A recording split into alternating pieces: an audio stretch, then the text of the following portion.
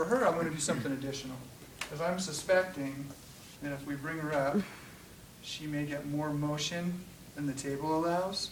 So I'm actually going to move her to the edge of the table. And then we put it like this. Okay, good. So that we do this.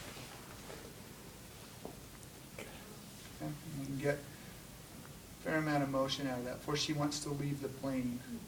Okay? Okay. So if she does it actively, let's see how far you can go. Okay, good. And then there's my passive, just a little bit more. Okay?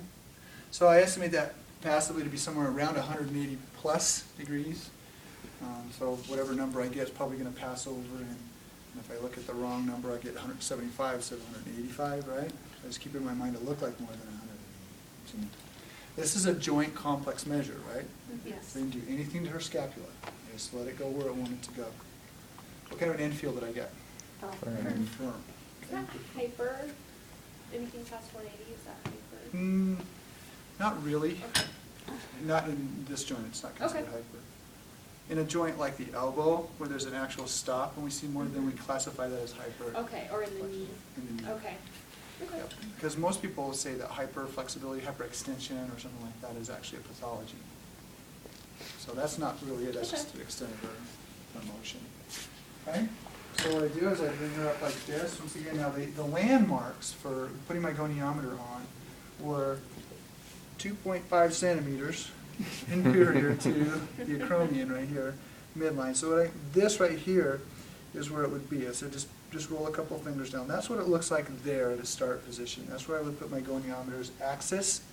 And then the stationary arm is parallel to the supporting surface. And I go through the long longitudinal axis of her humerus for the movable arm. But watch what happens when we bring her up here. From that,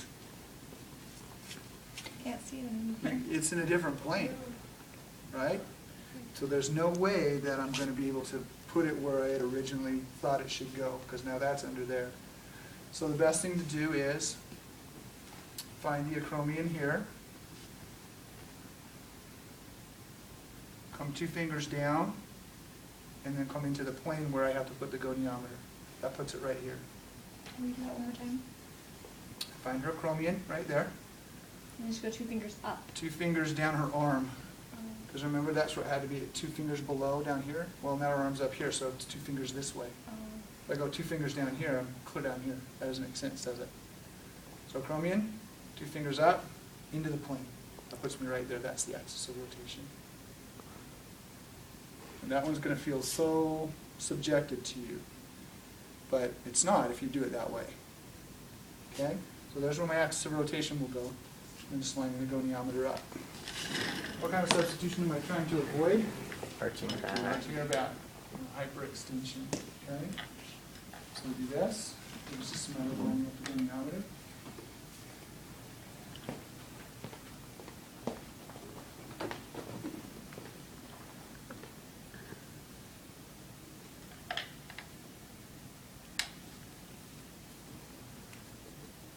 Is that parallel?